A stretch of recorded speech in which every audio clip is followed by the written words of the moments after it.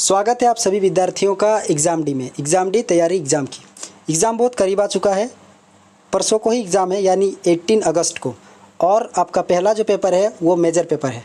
Major के बाद आपका माइनर पेपर होगा। उसके बाद जो भी सपोर्टिंग पेपर्स हैं यानी कि जो भी सपोर्टिंग सब्जेक्ट हैं जैसे understanding India, environmental studies, Hindi या फिर डिजिटल एजुकेशंस, ठीक है, वो सब्जेक्ट आपके एग्ज़ाम में आएंगे। तो मेन जो पेपर है जो आपका 8 सेमेस्टर तक आपके साथ रहेगा वो है आपका मेजर सब्जेक्ट। सबका मेजर सब्जेक्ट अलग अलग है। किसी का इकोनॉमिक्स है, किसी का हिस्ट्री है, किसी का फिलोसॉफी है, किसी का जो है साइंस में है, किसी का कॉमर्स में है, ठीक है। तो आपका जो मेजर सब्जेक्ट है, अगर आपका मेजर सब्जेक्ट जो है ह्यूमैनिटीज़ बैकग्राउंड से है यानी कि जिसका संबंध जो है आर्ट्स के सब्जेक्ट से है, तो उस सब्जेक्ट का अगर आपको नोट्स चाहिए, ठीक है, तो आप एग्ज़ाम डी में एक ज्वाइन बटन है, उसमें आप ज्वाइन होकर उन सब्जेक्ट का नोट्स जो है ले सकते हैं पीडीएफ के फॉर्म में, ठीक है। आप उसे पीडीएफ के फॉर्म में जो है उस नोट्स को ले सकते हैं। उसका लिंक आपको जो है डिस्क्रिप्शन में मिल जाएगा। उस लिंक के माध्यम से आप जो है ज्वाइन होकर उसके पीडीएफ्स को जो है ले सकते हैं, उसको पढ़ाई कर सकते हैं, जो कि आपके मेजर और माइनर के लिए बहुत इंपॉर्टेंट है। अगर आपका मेजर सब्जेक्ट में हिस्ट्री है, माइनर में पॉलिटिकल है, मेजर में आपका पॉलिटिकल है, माइनर में हिस्ट्री है, इसी प्रकार से जितने भी आर्ट्स से जुड़े जो सब्जेक्ट्स हैं, history, political science, philosophy, anthropology, home science, जितने भी हैं इस प्रकार के, ठीक है, तो वो सारे सब्जेक्ट्स के अगर आपको पीडीएफ नोट्स चाहिए तो आप जो है लिंक डिस्क्रिप्शन में दिया है, वहाँ से जाके जो है आप उसको डाउनलोड कर सकते हैं। और उसको डाउनलोड करने के लिए आपको उसके पहले ज्वाइन होना पड़ेगा, तो ज्वाइन होकर उसको डाउनलोड कर लीजिएगा। अब देखिए आपके सामने जो है अंडरस्टैंडिंग इंडिया का जो क्वेश्चन पेपर था, मॉडल क्वेश्चन पेपर, वो हिंदी में आप लोग को बता दिया गया है। एग्ज़ाम डी ने जो मॉडल क्वेश्चन पेपर तैयार किया है उसमें आपको हिंदी में बता दिया गया है, लेकिन बहुत सारे स्टूडेंट का ये सवाल था कि सर इसे इंग्लिश में भी कन्वर्ट करके बताइए। तो आपके लिए ये वीडियो आ चुका है और इसमें जो है ये इंग्लिश में बताया गया है किस प्रकार से क्वेश्चन होंगे। तो ये वीडियो स्पेशली इंग्लिश मीडियम के स्टूडेंट के लिए है। तो देखिए आपका अंडरस्टैंडिंग इंडिया का जो टाइम है आपको 2 घंटा का मिलेगा। फुल मार्क्स आपका 50 है और पास मार्क्स आपका 20 है, यानी कि फुल मार्क्स 50 में से आपको 20 मार्क्स लाने हैं। बिना पढ़े भी अगर आप जाते हैं तो आप 20 मार्क्स से भी उसको उठा ही लेंगे, ठीक है। खासकर उन विद्यार्थियों के लिए जिनको हल्का नॉलेज होता है किसी भी सब्जेक्ट का। लेकिन अगर आपने थोड़ा भी पढ़ाई नहीं किया अंडरस्टैंडिंग इंडिया को लेकर, तो आप देख लीजिए किस प्रकार से आपका मॉडल क्वेश्चन पेपर में बताया गया है कि क्वेश्चन कैसा आएगा, ठीक है। तो पहला चीज़ तो कुछ जनरल इंस्ट्रक्शंस रहेंगे आपके क्वेश्चन में, उनको आपको वहाँ जाके पढ़ना होगा।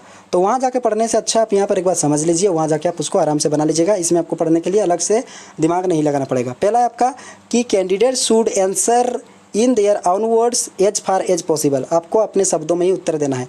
आप हिंदी भाषा में दें या अंग्रेजी भाषा में दें, आपको अपने शब्दों मतलब कि किताबी ज्ञान नहीं वहाँ पे जाके बोलना है जिस तरीके से किताब में लिखा होता है, आपको अपने शब्दों में उसका आंसर देना है समझ के।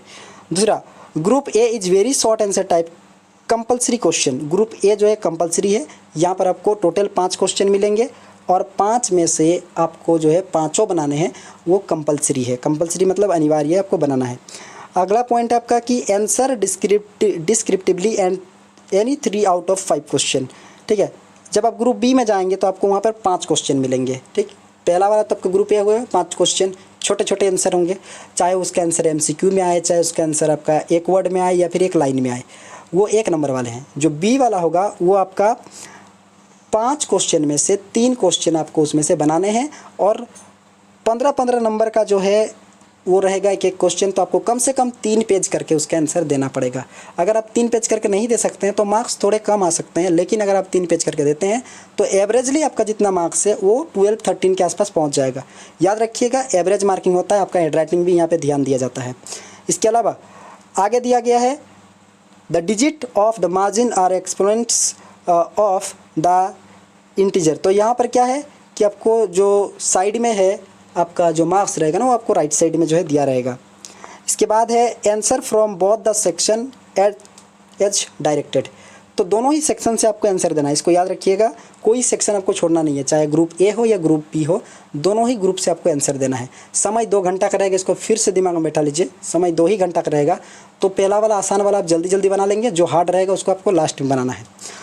इसके बाद हम लोग आगे बढ़ते हैं। आगे है आप लोग का प्रश्न, ठीक है। प्रश्न का फॉर्मेट कैसा होगा, ठीक है। जिस प्रकार से क्वेश्चन का जो फॉर्मेट कोलान की वेबसाइट से, यूनिवर्सिटी की वेबसाइट से जो बताया गया कि इस फॉर्मेट से आएगा, तो इस प्रकार से हम लोगों ने तैयार किया है ताकि इस ये एक आइडिया आपके दिमाग में आ जाए कि क्वेश्चन का जो ढांचा है, जो फॉर्मेट हो, किस तरीके से होगा। ग्रुप ए लिखा रहेगा, उसके नीचे ठीक कंपलसरी लिखा रहेगा, मतलब आपको अनिवार्य रूप से उसका आंसर देना है। यहाँ पे देखिए लिखा है give very short answer to the following question. 5 गुना 1 बराबर 5, 5 इंटू 1 इज इक्वल टू 5, मतलब कि 5 प्रश्न एक एक नंबर के रहेंगे। कैसे प्रश्न रहेंगे इस पर मैं फिर से आपको बता दूं कि या तो क्वेश्चन एमसीक्यू में आ सकते हैं, या तो क्वेश्चन 1 वर्ड का आंसर आ सकता है, या तो क्वेश्चन जो है फुल 1 सेंटेंस का आ सकता है।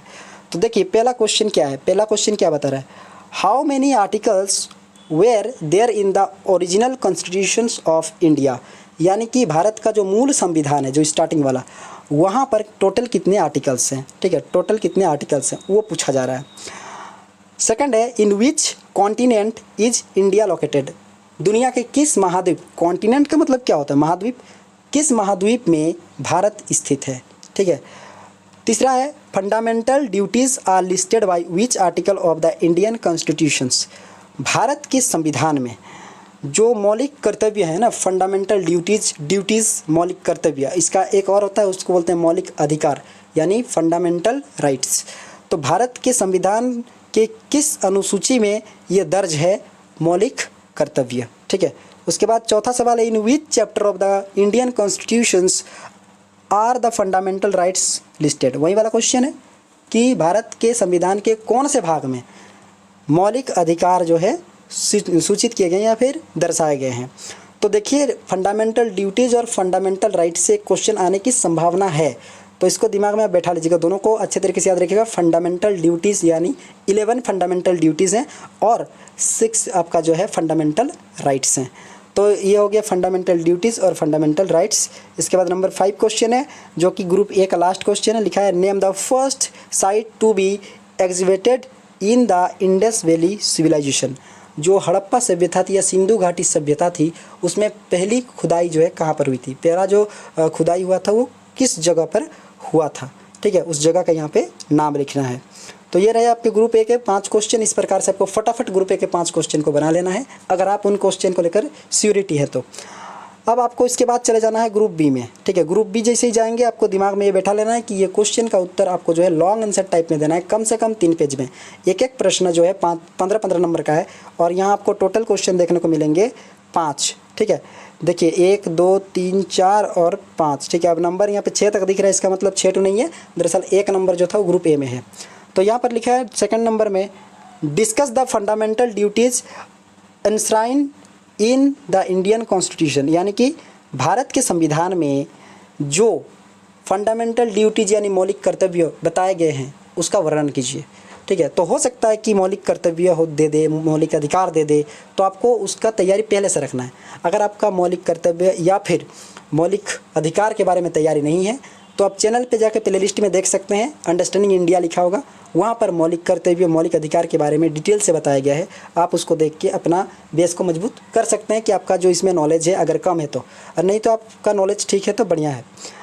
तीसरा है इज पॉपुलेशन ग्रोथ अ बून और अ कर्स फॉर इंडियन डेवलपमेंट डिस्कस, क्या भारत के विकास में उसकी आबादी लाभदायक है या नुकसानदायक है, यानी कि उसका वरदान है या फिर अभिशाप है, बून और ए कर्स।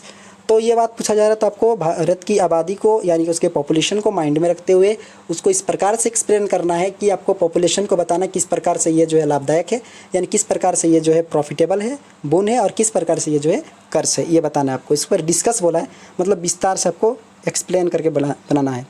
Describe the physical features of India with special reference to mountains, rock, soil and climate. ठीक है, describe the physical features of India बोला है। ठीक है, यानी भारत का जो भौगोलिक स्थिति है ना उसको आपको डिस्क्राइब करना है, और डिस्क्राइब करके कौन कौन से पॉइंट्स आपको उसमें डालने हैं, mountains, rock, soil and climate, यानी जो पहाड़ हैं, पर्वत पहाड़ हैं, जो चट्टानें हैं, जो मिट्टी है या फिर जो जलवायु है, उसको आपको विस्तार से बताना है। ठीक है, किस प्रकार से, अगर आप इस क्वेश्चन को अगर आप नहीं सके बनाने, ठीक है, तो आप उसको प्ले लिस्ट में जाकर देख लीजिएगा, वहाँ पर आपको इसका आंसर जैसे आप उसको पूरा पढ़ के पूरा करेंगे आपको उसको पता चल जाएगा कि इसका आंसर किस प्रकार से बनेगा। ठीक है, तो इसलिए कहा जाता है कि अगर आपका कोर्स कंप्लीट है तो कोई भी क्वेश्चन आए, किसी भी क्वेश्चन आए, आप उसको बना लेंगे। लेकिन कोर्स कंप्लीट नहीं है तो आप इंपॉर्टेंट क्वेश्चन ढूंढते रह जाइएगा कि ये वाला इंपॉर्टेंट है कि ये वाला इंपॉर्टेंट है। ठीक है, तो कोर्स आपका कंप्लीट होना चाहिए। जो अंडरस्टैंडिंग इंडिया है इसका फुल कोर्स एग्ज़ाम डी ने तैयार किया है और उसका PDF का जो लिंक है, ठीक है, वो आपको डिस्क्रिप्शन में मिल जाएगा। और उसको आप जो है फुल कोर्स को इंग्लिश में, ठीक है, क्योंकि आप इंग्लिश मीडियम के स्टूडेंट हैं अगर देख रहे हैं तो इंग्लिश में आपको वो मिल जाएगा, पूरा फुल कोर्स है, ठीक है। तो आप उसे ज्वाइन करके उसको ले सकते हैं और वो फुल कोर्स में पूरा सिलेबस को कवर किया गया है। आपको एक्स्ट्रा में कुछ भी जो है वहाँ से नहीं डालना है, पूरा सिलेबस को एकदम संक्षिप्त, एकदम शॉर्ट में उसको जो है कवर किया गया है अच्छी तरीके से। आपको एक पूरा एक छोटा सा कि उसका रिवीजन मिल जाएगा उसमें, ठीक है। आगे बढ़ते हैं। आगे है 5 नंबर 5 है analysis the reason for the low productivity of agriculture in India, है ना। तो यहाँ बोला है एनालाइज कीजिए, ठीक है, analyse the reason for the low productivity of agriculture in India. Bharat की जो कृषि व्यवस्था है इसमें उत्पादन धीरे धीरे कम हो रहा है, इसको आपको एनालाइज करना है। और एनालाइज करने का मतलब होता है कि पहला तो आपको ये देखना है कि कम क्यों हो रहा है, फिर आपको ये बताना है कि ये इसको अधिक कैसे किया जा सकता है, ठीक है। How we can go, productivity को हम लोग किस प्रकार से ग्रोथ में डाल सकते हैं।